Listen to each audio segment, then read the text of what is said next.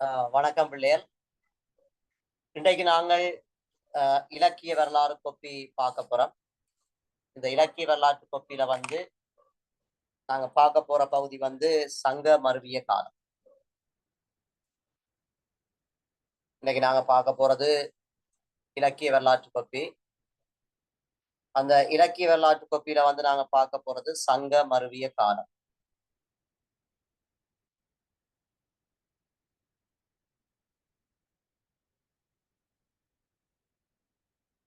Right, சரிதான பிள்ளைகள்? Right.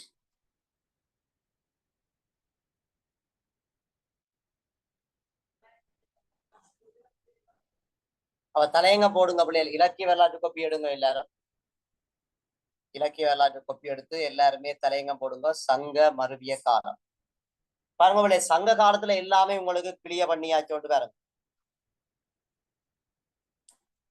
சங்க காலத்துல எல்லாமே உங்களுக்கு கிளியர் பண்ணியாச்சாண்டு பாருங்க.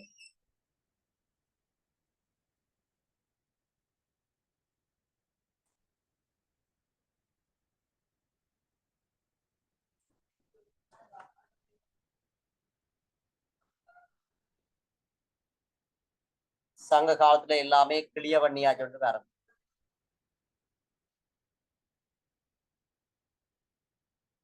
சங்க காலத்தினுடைய அரசியல், பொருளாதாரம், சமூகம், சமயம், சங்கம் மருவிய சங்ககால இலக்கியங்கள், அது 11 மேற்கணக்கு என்ற இலக்கியம், அதுல 8 தொகை இலக்கியங்கள், 10 பாட்டு இலக்கியங்கள், அதுல அகத்திணை சார்ந்தவை, புறத்திணை சார்ந்தவை, சங்ககால அகப்பொருள் மரபு, சங்ககால புறப்பொருள் மரபு, சங்ககால அகத்திணை இலக்கியங்களினுடைய பண்புகள், சங்ககால புறத்திணை இலக்கியங்களினுடைய பண்புகள் என சங்ககால அகத்திணை இலக்கியங்களினுடைய பண்புகள், சங்ககால புறத்திணை இலக்கியங்களினுடைய பண்புகள், அதே மாதிரி சங்ககால ஆற்றுப்படை இலக்கியங்கள், அதே மாதிரி சங்க காலத்துல நெடுநல்வாடி என்ற இலக்கியத்தை அடிப்படையாக கொண்டு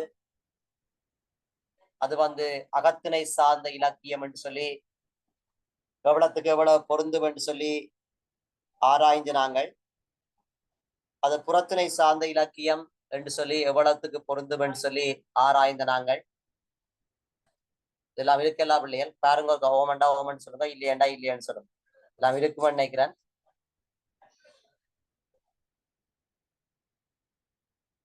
எல்லாம் இருக்கா பிள்ளைகள்?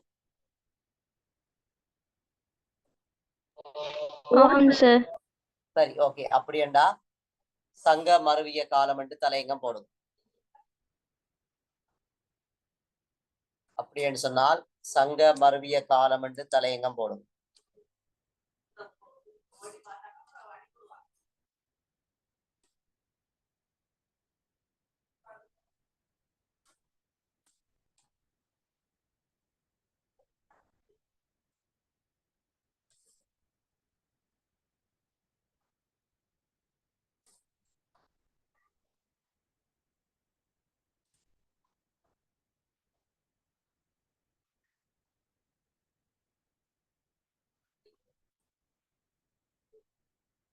சரியா பிள்ளையர்?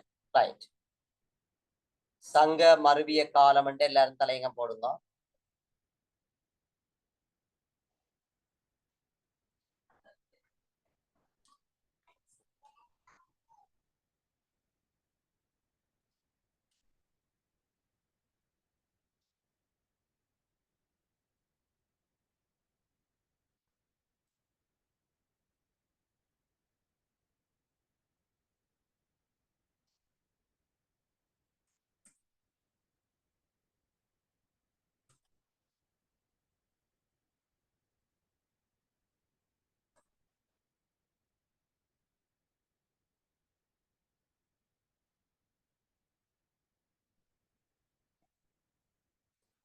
சரி, பாருங்க பிள்ளைகள்,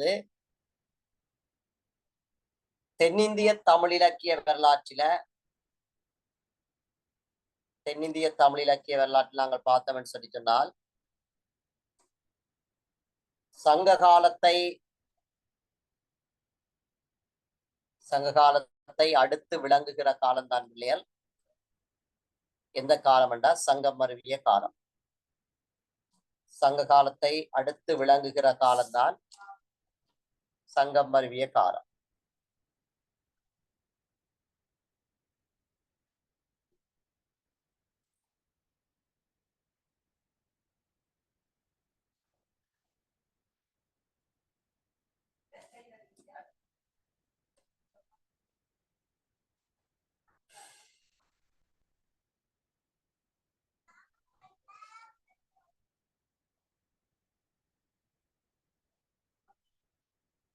சரியா பிள்ளைகள்?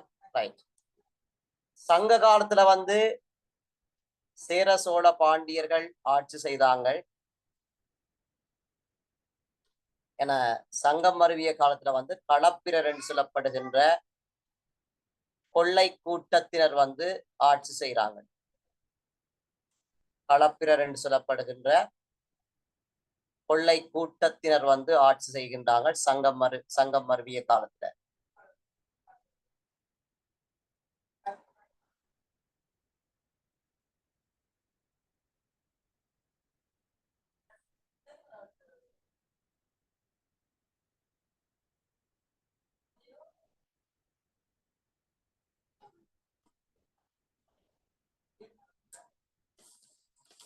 அப்ப ஏன் இந்த களப்பிரருடைய ஆட்சி சங்க மருவிய காலத்துல வந்தது? சேர சோழ பாண்டியர்கள் இங்க போட்டினம் தானே இந்த கேள்வி இருக்குது. அப்ப சங்க காலத்துல ஆட்சி செய்த சேர சோழ பாண்டியர்களுக்கு இடையில சங்க காலத்துல ஆட்சி செய்த சேர சோழ பாண்டியர்களுக்கு இடையில என்ன நடக்குதுன்னு சொன்னால் உள்நாட்டு யுத்தம் ஏற்படுகிறது. அப்ப ஏன் அவர்களுக்கு இடையில உள்நாட்டு யுத்தம் ஏற்பட்டதுன்னு சொன்னால் அவர்களுக்கு மண்ணாசை பொன்னாசை ஏற்படுது, பதவி ஆசை எல்லாம் ஏற்படுது. நானா நீயா ஆட்சி செய்யறது என்று சொல்லி பதவி ஆசை எல்லாம் வருது. அந்த பதவி ஆசை ஏற்பட்டதன் பிரகாரம் அல்லது பதவி ஆசையினால அவர்கள் என்ன செய்யணும்னு சொன்னால் தங்களுக்குள்ள அடிபடினா அடிபட்டு அவர்களுடைய அரசியல் எல்லாம் பெரிய இழப்புகள், பெரிய துன்பங்கள் இதெல்லாம் நிகழுது தானே.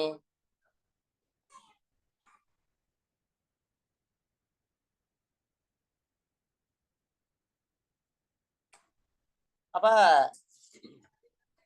இப்படியான ஒரு சந்தர்ப்பம், அதாவது சேர சோழ பாண்டியர்கள் எல்லாரும் வீழ்ச்சி அடைந்து களப்பிரர் என்று சொல்லப்படுகின்ற கொள்ளை கூட்டத்தினர் அப்ப சேர சோழ பாண்டியருடைய ஆட்சி வீழ்ச்சி அடைந்தோன இந்த களப்பிரர் என்று சொல்லப்படுகின்ற கொள்ளை கூட்டத்தினர் என்ன செய்யறாங்கன்னு சொல்லி சொன்னால் அந்த சேர சோழ பாண்டியரை வீழ்ச்சி அடைய செய்து போட்டு அந்த தமிழகத்தை கைப்பற்றாங்க. தமிழகத்தை கைப்பற்றி இந்த களப்பிரர் என்று சொல்லப்படுகின்ற கொள்ளை கூட்டத்தினருடைய ஆட்சி வந்தமையினால அது களப்பிரர் காலம் என்ற பெயரை கொண்டு வந்தது. சங்கம் மருவிய காலம் களப்பிரர் காலம் என்ற பெயரை கொண்டு வந்தது. சங்கம் மருவிய காலம் களப்பிரர் காலம் என்ற பெயரை கொண்டு அழைக்கப்பட்டிருந்தது. சேர சோழ பாண்டியருடைய ஆட்சி வீழ்ச்சி அடைந்தோன களப்பிரர் சொல்லப்படுகின்ற கொள்ளை கூட்டத்தினருடைய ஆட்சி மேலோங்குது. அப்ப களப்பிரர் சொல்லப்படுகின்ற கொள்ளை கூட்டத்தினுடைய ஆட்சி வந்து மேலோங்கியமையினால அது களப்பிரர் காலம் என்று அழைக்கப்படுகின்றது. இப்ப இந்த களப்பிரர்கள் வந்து ஆட்சி செய்ய வெளிக்கிட்ட உடனே சமூகத்தில சீரழிவுகள் காணப்படுது, நிறைய வருது. சமூகத்தில நிறைய சீரழிவுகள் வருது. அப்ப அந்த சமூகத்தில வருகின்ற சீரழிவுகளை எப்படியாவது என ஒடுக்க வேணும், அழிக்க வேண்டும். அப்ப சமூகத்துல வருகின்ற சீரழிவுகளை எப்படியாவது ஒடுக்க வேண்டும், அழிக்க வேண்டும் என்ற தேவைப்பாடு வருகின்ற வேளையில திருக்குறள், நாலடியார், நான்மணிக்கடிகை என்ற இலக்கியங்கள் எல்லாம் தோற்றம் பெறுது. திருக்குறள், நாலடியார், நான்மணிக்கடிகை, இன்னா 40, இனியவை 40 என்று சொல்லியெல்லாம், சிலப்பதிகாரம், மணிமேகலை என்றெல்லாம் நல்ல இலக்கியங்கள் எல்லாம் இந்த காலப்பகுதியில தோற்றுவிக்கப்படுகிறது. எந்த காலப்பகுதியில? இந்த சங்க மருவிய காலப்பகுதியில தோற்றுவிக்கப்படுகிறது. பிள்ளைகள், இதை விட இந்த காலப்பகுதியில இந்த என்ன சொல்றது, தொல்காப்பியம் என்று சொல்லப்படுகின்ற இலக்கண நூல் தோற்றம் பெறுது. தொல்காப்பியம் என்று சொல்லப்படுகின்ற இலக்கண நூல் தோற்றம் பெறுகிறது. அதை விட உங்களுக்கு தெரிய வேணும், இந்த காலத்தினுடைய இறுதியில காரைக்கால் அம்மையார் என்று சொல்லி ஒரு புலவர் தோன்றி, அவரோட முதல் 3 ஆழ்வார்கள் என்று சொல்லப்படுகின்ற புலவர்கள் தோன்றி,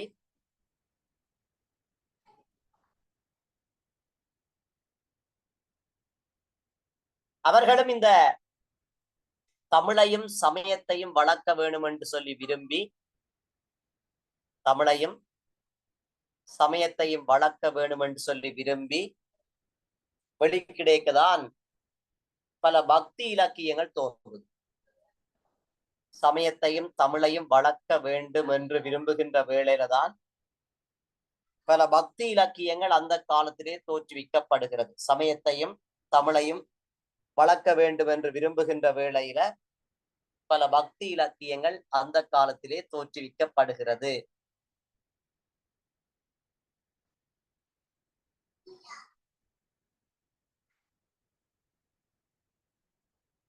சரிதானே பிள்ளைகள்? அப்ப இப்படி ஒரு இரட்டை காப்பியங்கள் தோன்றிய ஒரு காலமாக, இலக்கண நூல் தோன்றிய காலமாக, பக்தி இலக்கியங்கள் படைக்கப்பட்ட காலமாக, அதை விட இந்த 11 கீழ்கணக்கு சொல்லி, சங்க காலம் என்றால் 11 மேற்கணக்கு படிச்ச நாங்கள், சங்கம் மருவிய காலம் என்றைக்க 11 கீழ்கணக்கு என்று சொல்லப்படுற நூல்கள் தோற்றுவிக்கப்படுகிறது. 11 கீழ்கணக்கு என்று சொல்லப்படுற நூல்கள் தோற்றுவிக்கப்படும். சங்க காலம் என்றைக்கு நாங்கள் 11 மேற்கணக்கு நூல்கள் என்று பார்த்தாங்க. அதே மாதிரி இங்க வந்து 11 கீழ்கணக்கு என்று சொல்லப்படுகின்ற தன்மையில ஒரு வகையிலான இலக்கியங்கள் வந்து படைக்கப்படுகிறது.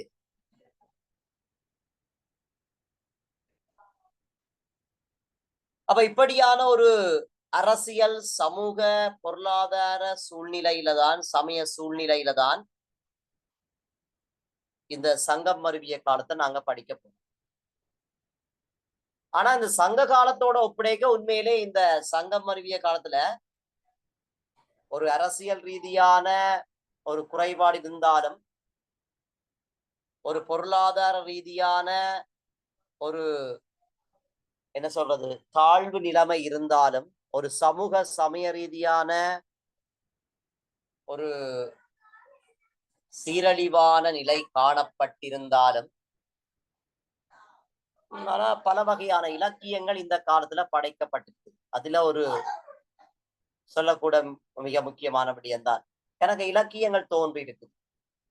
ரஞ்சனன் 14 கீழ்கணக்கென்ற ஒரு பெரிய தொகை நூலே தோற்றுவிக்கப்பட்டிருக்கு. இரட்டை காப்பியம் என்று சொல்லப்படுகின்ற ஒரு வகை இலக்கியம் தோற்றுவிக்கப்பட்டிருக்கு. இலக்கண நூல் தோற்றுவிக்கப்பட்டிருக்குது, பக்தி இலக்கியங்கள் தோற்றுவிக்கப்பட்டிருக்கு. அப்ப இது பார்த்தோம்னு சொல்லி சொன்னால், ஒரு வகையில அந்த இலக்கிய ரீதியாக ஒரு செழிப்பு இந்த காலப்பகுதியில் இருக்குத்தான். சங்க காலத்தோட ஒப்பிடுகின்ற வேளையில பெருமளவிலான இலக்கியங்களை படைத்த படைக்கப்பட்ட ஒரு காலமாகத்தான் எந்த காலத்தை நாங்க பார்க்கிறோம்னு சொல்லி சொன்னா இந்த சங்க மருவிய காலத்தை. சிதான பிள்ளைகள், ரைட்.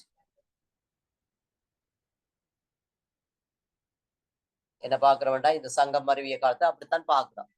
இலக்கிய ரீதியாக பரவாயில்லை, சங்க காலத்தோட ஒப்பிடைக்க இலக்கிய ரீதியாக ஒரு செழுமை இருக்குதா இல்லையாண்டாலும் உண்மையிலே இலக்கிய ரீதியாக பரவாயில்லை. ஆனா அந்த காலம் ஒரு என்ன சொல்றது ஒரு அரசியல் ரீதியான, ஒரு பொருளாதார ரீதியான, ஒரு சமூக ரீதியான, சமய ரீதியான சீரழிவை கொண்டிருந்த காலமாக இருந்தாலும், இலக்கிய ரீதியாக பார்க்க இலக்கியங்கள் ஓரளவில தோற்றுவிக்கப்பட்டிருக்கிறது. சங்க காலத்தோட ஒப்பிடுகின்ற வேளையில இலக்கியங்கள் இந்த காலப்பகுதியில செழுமையாக தோற்றுவிக்கப்பட்டிருக்கிறது என்றுதான் நாங்கள் சொல்ல முடியும். இலக்கியங்கள் தோன்றியல் என்று நாங்கள் ஒன்னாலுமே சொல்ல முடியாது. இலக்கியங்கள் அழகான முறையில் தோற்றுவிக்கப்பட்டுதான் இருக்கு. சிதான பிள்ளைகள், ரைட். அப்ப இந்த நாங்கள் திருக்குறள் என்ற இலக்கியம் படிச்ச நாங்கள் திருக்குறளினுடைய கால பின்னணி என்றொன்று படிச்சாங்க. உங்களுக்கு தெரிந்திருக்கும். திருக்குறளினுடைய கால பின்னணி. இப்ப திருக்குறளுடைய கால பின்னணி என்ற என்ன பிள்ளைகள், அதான் திருக்குறள் எப்படியான ஒரு காலத்துல தோற்றுவிக்கப்பட்டன்னு சொன்னால், இப்படியான சங்கம் மருவிய காலத்துலதான் திருக்குறள் தோற்றுவிக்கப்பட்டது. வேறு என்ன சொல்ல முடியாது. ரைட். அப்ப இனி நாங்கள் கொஞ்சம் கொஞ்சமாக எல்லாத்தையும் பார்க்கலாம். சங்கம் மருவிய காலம் சம்பந்தமாக எல்லா விடயங்களையும் பார்க்கலாம். முதலாவது நாங்க பார்க்க போறோம் சங்கம் மருவிய காலம். பேராசிரியர் வீணா செல்வநாயகத்தினுடைய கருத்தின்படி எத்தனையாம் நூற்றாண்டுல இருந்து எத்தனையாம் நூற்றாண்டு வரையான காலம். அப்ப பேராசிரியர் வீணா செல்வநாயகம் சொல்லுகின்றார், இந்த சங்கம் மருவிய காலம் என்பது கிபி 3ஆம் நூற்றாண்டு தொடக்கம் கிபி 6ஆம் நூற்றாண்டு வரையான காலம் என்று சொல்லுகிறார். சங்க காலம் 1ஆம் நூற்றாண்டுல இருந்து 3ஆம் நூற்றாண்டு வரையான காலம் என்று சொல்ற மாதிரி, இந்த சங்கம் மருவிய காலம் கிபி 3ஆம் நூற்றாண்டுல இருந்து 6ஆம் நூற்றாண்டு வரையான காலம் என்று சொல்லி பேராசிரியர் வீணா செல்வநாயகம் அவர்கள் தன்னுடைய தமிழ் இலக்கிய வரலாறு சொல்லப்படுற நூல்ல கூறுகிறார். தென்னிந்திய தமிழ் இலக்கிய வரலாறு என்ற நூல்ல குறிப்பிடுகிறார்.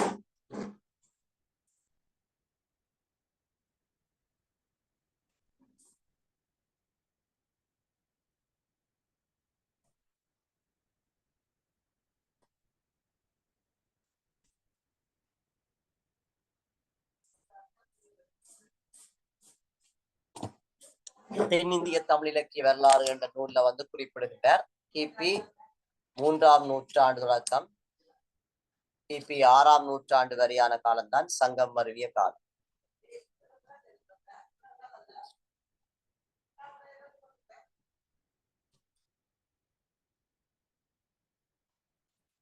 ரைட். நம்ம தலையங்க போட்டு எழுதிக்கொள்ளுங்க. அதை விட இந்த சங்கம் மருவிய காலத்துக்கு என்னென்ன பெயர் இருக்குது என்று பார்த்தவன் சொன்னால், களப்பிரர் காலம் என்று இருக்குது, இருண்ட காலம் என்று இருக்குது. இப்படிலாம் இருக்குது. ஏன் இது இருண்ட காலம், ஏன் இது களப்பிரர் காலம் என்று சொல்லி எல்லாம் அழைக்கப்பட்டது என்றதுக்கான காரணங்களை நாங்கள் பார்க்கலாம். ஏன் இது இருண்ட காலம், ஏன் இது களப்பிரர் காலம் என்று சொல்லி எல்லாம் அழைக்கப்பட்டமைக்கான காரணங்களை நாங்கள் கொஞ்சம் கொஞ்சமா பார்க்கலாம்.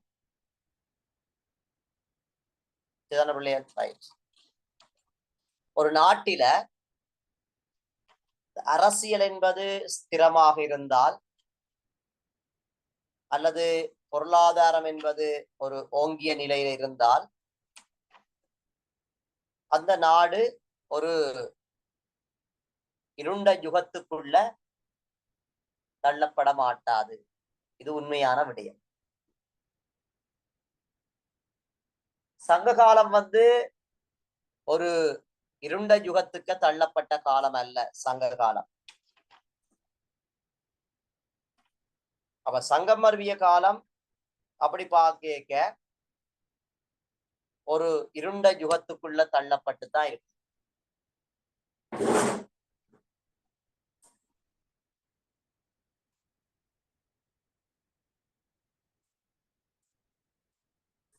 அப்படி பார்க்க சங்கம் மருவிய காலம் இருண்ட யுகத்துக்குண்டா ஒரு பொருளாதார ரீதியான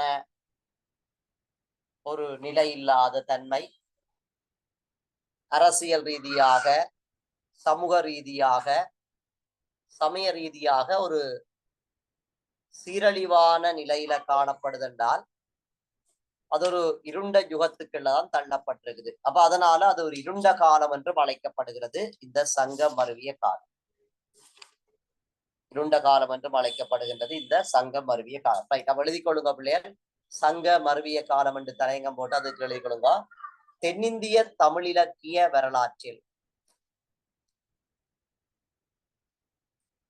தென்னிந்திய தமிழிலக்கிய வரலாற்றில்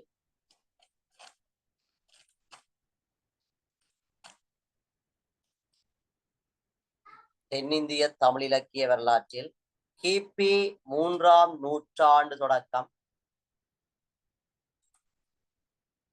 கிபி 3ஆம் நூற்றாண்டு தொடக்கம்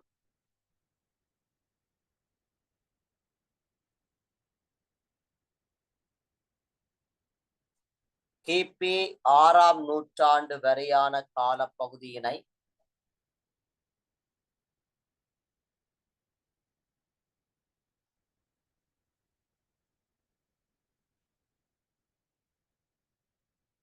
கிபி 6ஆம் நூற்றாண்டு வரையான காலப்பகுதியினை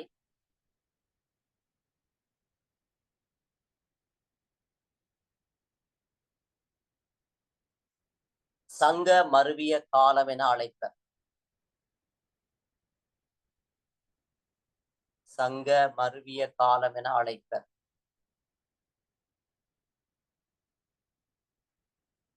சங்க மருவிய காலம் என அழைப்பர்.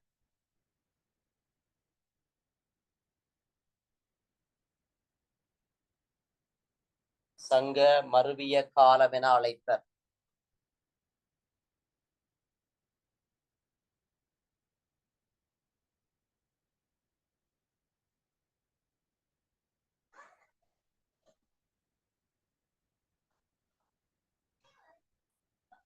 சங்க மருவிய காலம் என அழைப்பர்.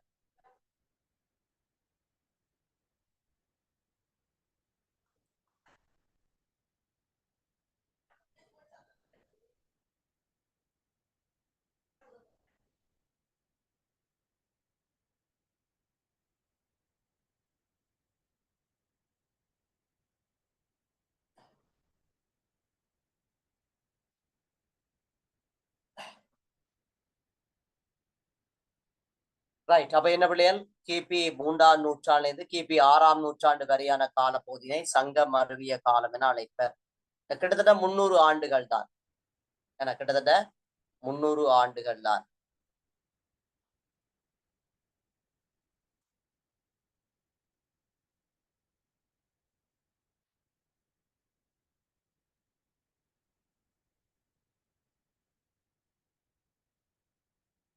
தொடர்ந்து எழுதுங்க. சரி, அடுத்த பந்தியில் எழுதி கொடுங்க. சேர சோழ பாண்டியர் என்னும் சேர சோழ பாண்டியர் என்னும்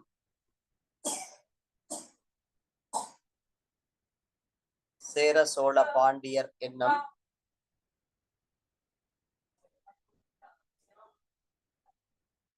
சேர சோழ பாண்டியர் என்னும் மூவேந்தர்களது மூவேந்தர்களது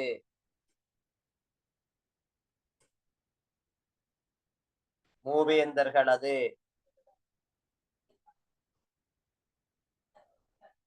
ஆட்சி வீழ்ச்சி அடைந்து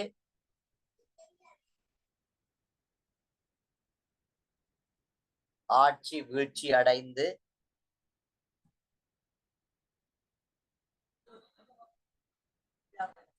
ஆட்சி வீழ்ச்சி அடைந்து வட இந்தியாவிலே இருந்து வந்த வட இந்தியாவிலே இருந்து வந்த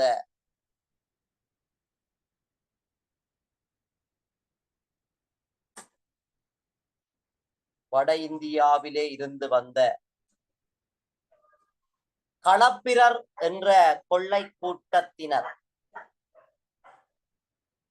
களப்பிரர் என்ற கொள்ளை கூட்டத்தினர் களப்பிரர் என்ற கொள்ளை கூட்டத்தினர்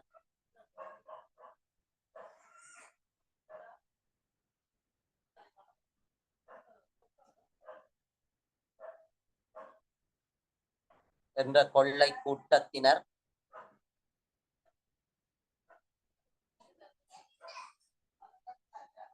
தமிழகத்தை கைப்பற்றி ஆட்சி செய்தமையினால்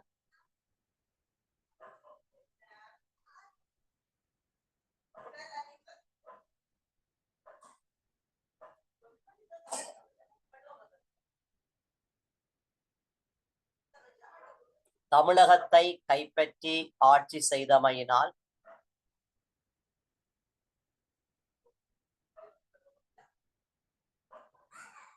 தமிழகத்தை கைப்பற்றி ஆட்சி செய்தமையினால்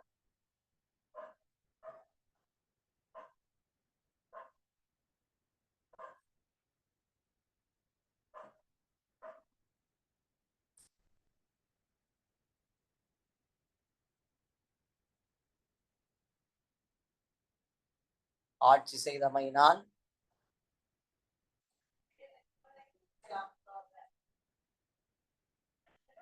இது சிவதப்பேணியால மேற்கோட்குறிக்கு எழுதுங்க. களப்பிரர் காலம்.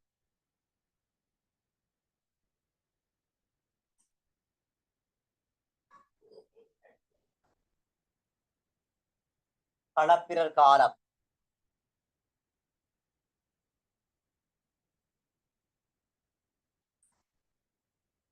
என அழைக்கப்பட்டிருந்தது என அழைக்கப்பட்டிருந்தது.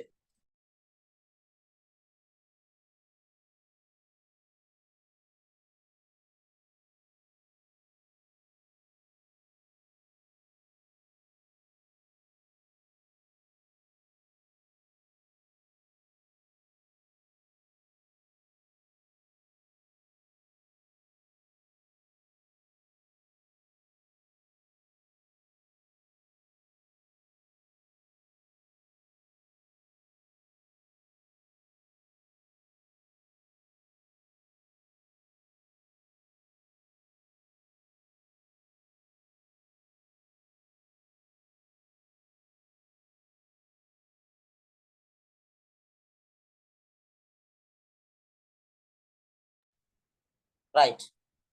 அப்ப களப்பிரர் காலம் என்று அழைக்கப்பட்டதுக்கான காரணம் சேர சோழ பாண்டியருடைய ஆட்சி வீழ்ச்சி அடைந்து களப்பிரர் என்று சொல்லப்படுகின்ற கொள்ளை கூட்டத்தினருடைய ஆட்சி மேலோங்கு. அடுத்த வந்துடுதுங்க. மேலும்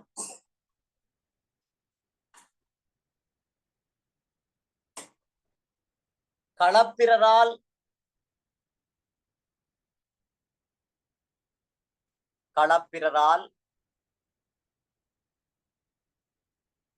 தமிழகம் சூறையாடப்பட்டதனாலும்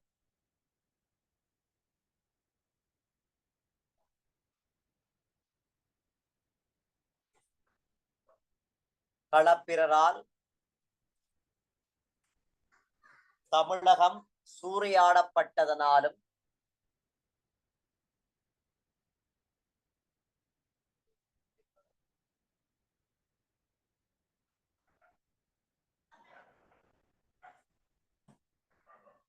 சூறையாடப்பட்டதனாலும்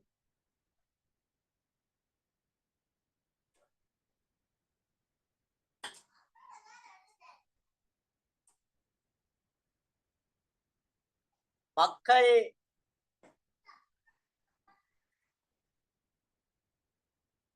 மக்கள்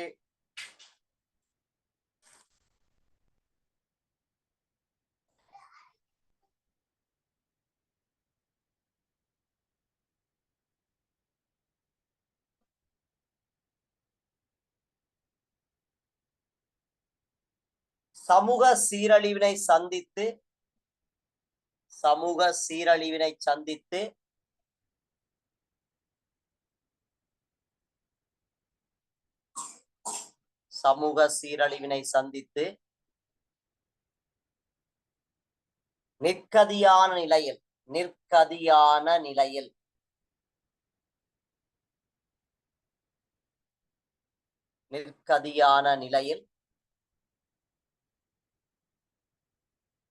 நிற்கதியான நிலையில் பல்வேறு துன்பங்களை அனுபவித்ததாலும்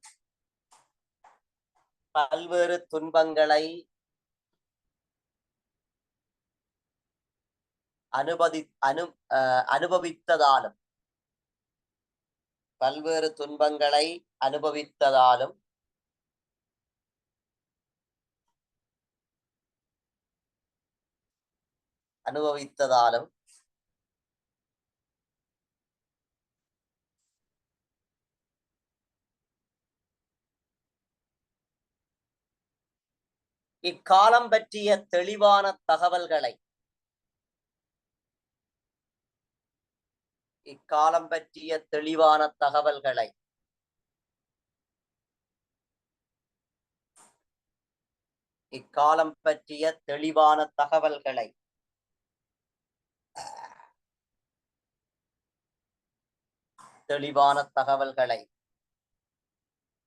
பெற முடியாமல்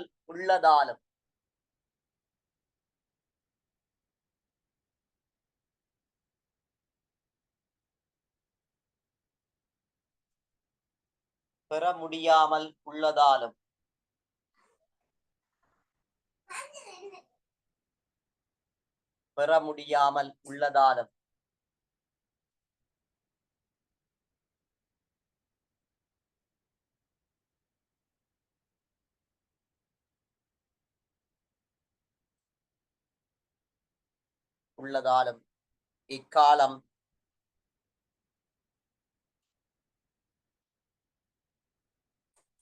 சிவதபேணியால மேற்கோட்குறிக்கிழங்கோ இருண்ட காலம்.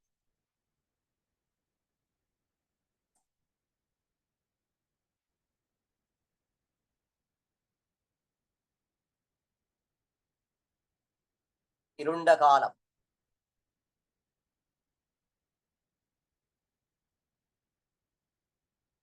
நீலப்பேணியால என அழைக்கப்பட்டிருந்தது.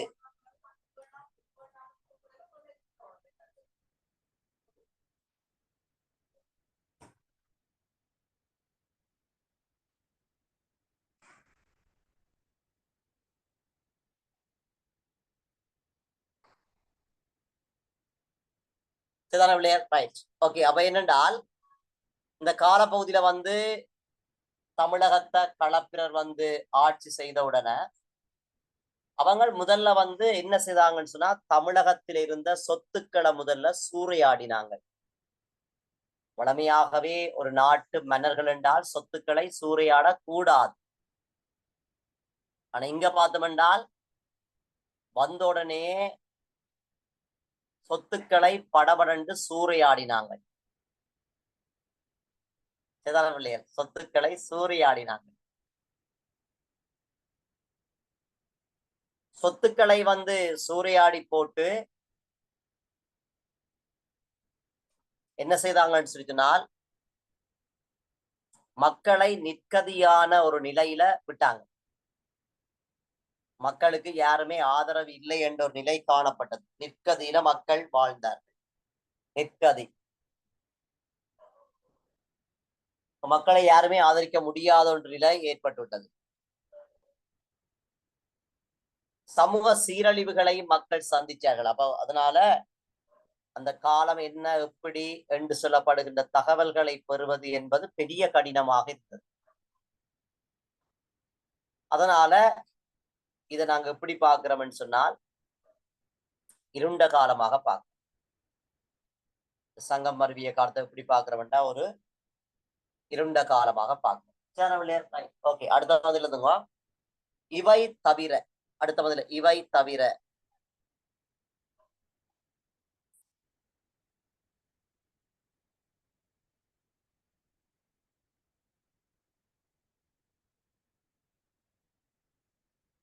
சமூக சீரழிவினை சந்தித்த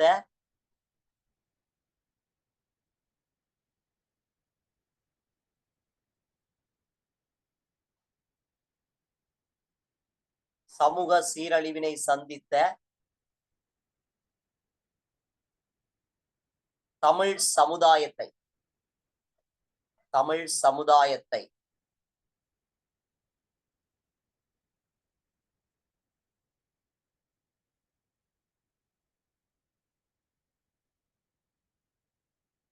அறவழிப்பட்ட சமுதாயமாக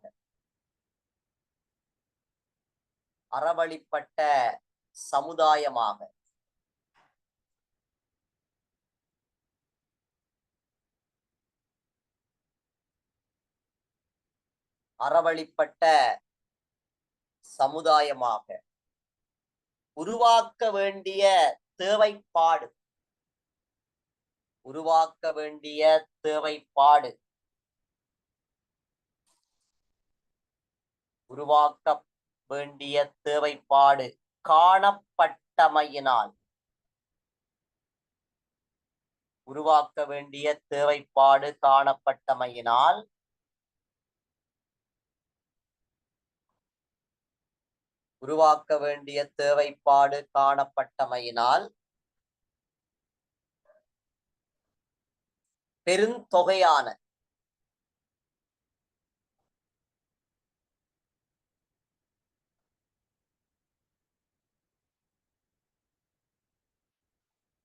பெருந்தொகையான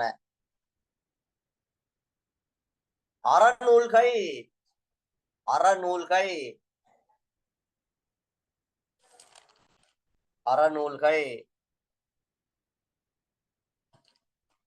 இக்காலத்தில்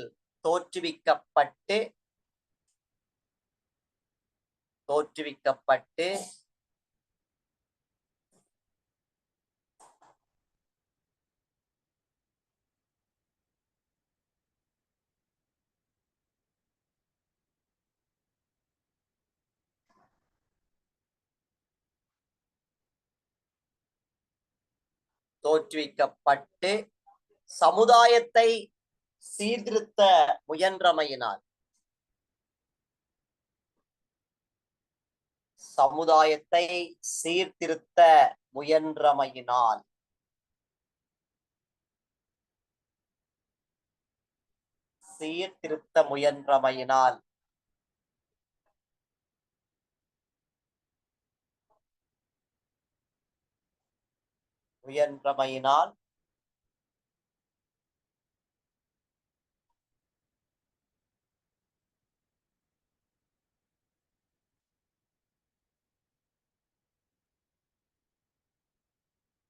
சிவதபேணியால முயன்றமையினால் இக்காலம் சிவதபேணியால இன்வெர்ட் மக்களுக்குங்க அறநெறி காலம்.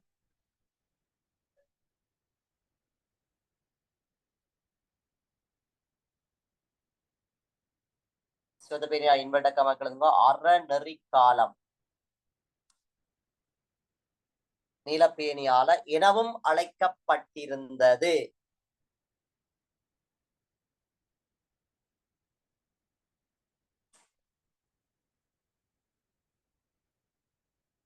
எனவும் அழைக்கப்பட்டிருந்தது.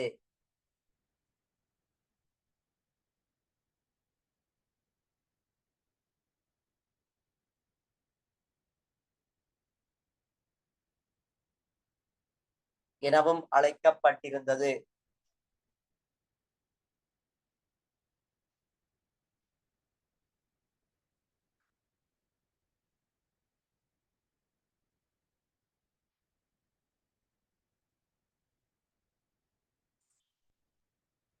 எனவும் அழைக்கப்பட்டிருந்தது.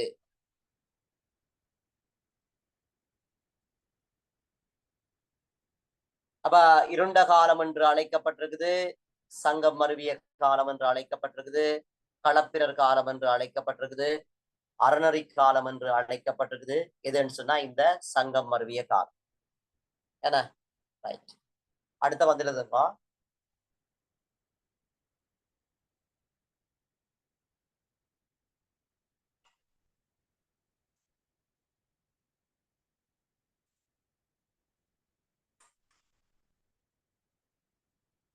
அடுத்த வந்துடுதுப்பா.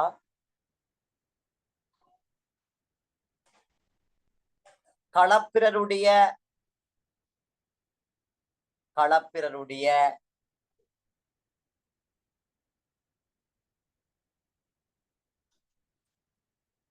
ஆட்சியை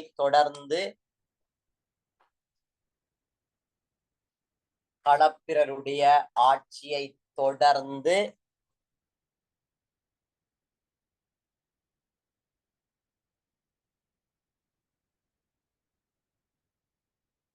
ஆரியருடைய வருகை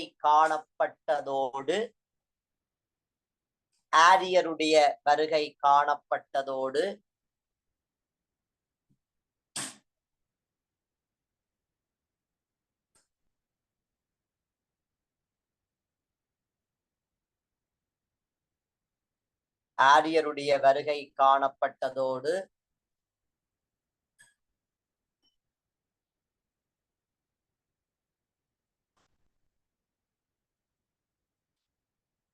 சமண பௌத்த மதங்களின் செல்வாக்கும்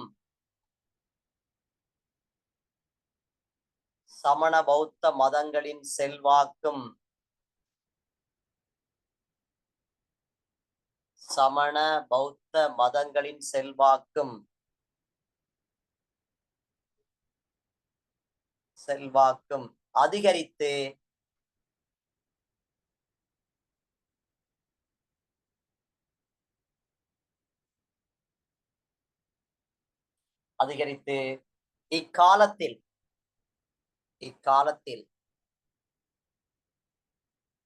வடமொழி செல்வாக்கு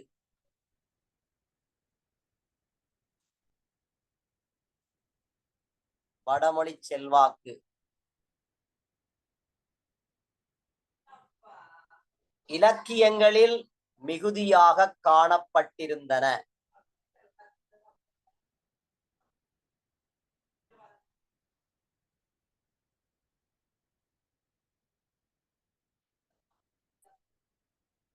வடமொழி செல்வாக்கு இலக்கியங்களில்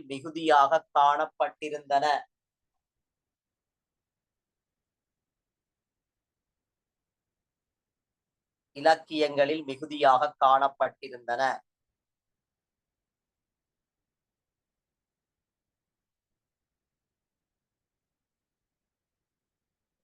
அப்ப இங்க நான் சொன்ன மாதிரி இந்த சங்க காலம் மாதிரி இல்ல. இது சங்க காலத்துல முழுக்க தூய்மையான தமிழ் தானே. ஆனா இங்க பார்த்தோம்னு சொன்னா தமிழ் தன்னுடைய தூய்மையை இழந்து வடமொழி செல்வாக்கு இங்க அதிகரிக்குது. ஏனென்றால் வந்தவர்கள் வடநாட்டவர்கள், களப்பிரர், அவர்களோட சேர்ந்து வந்தது ஆரியர்கள், அது பிறகு வந்தது சமணம் பௌத்தம் என்ற மதம். அப்ப இவற்றினால வடமொழியின் செல்வாக்கு அதிகரிக்கிறது. எந்த காலத்திலேன்னு சொன்னா இந்த சங்கம் மருவிய காலத்துல. இவ்வாறு வடமொழி செல்வாக்கு அதிகரித்தமையினால என வடமொழியினுடைய தன்மையை நாங்கள் பாக்குறோம் இந்த கால பகுதியில சங்கம் மருவிய காலத்துல. ரைட், அடுத்த பதிலதுங்க.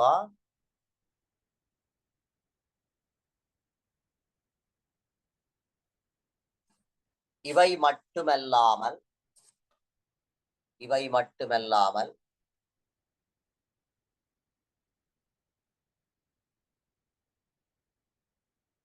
இவை மட்டுமல்லாமல்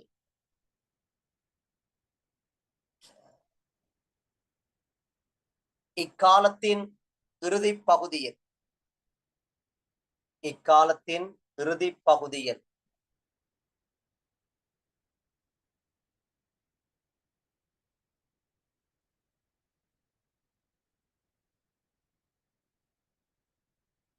இறுதி பகுதியில் காரைக்கால் அம்மையார்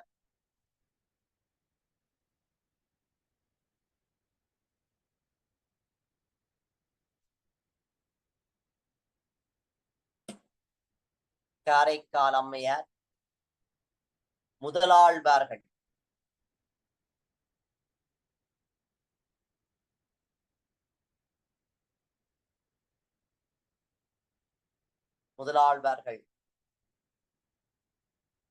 தோன்றி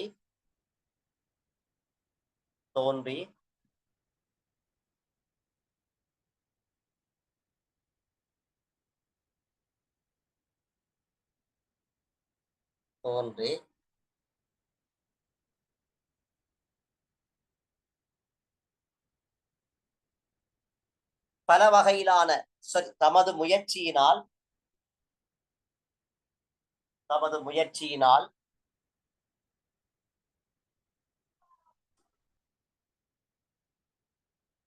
பல வகையிலான பக்தி இலக்கியங்களை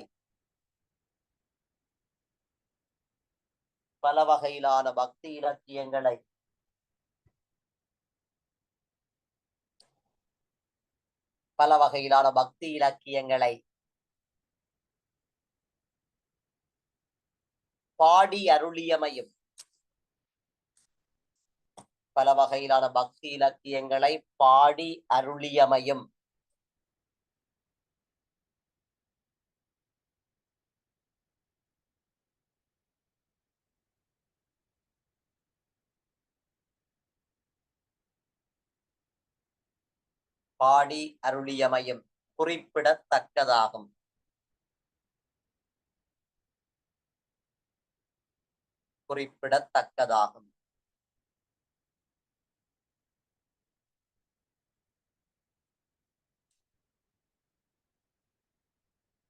குறிப்பிடத்தக்கதாகும்.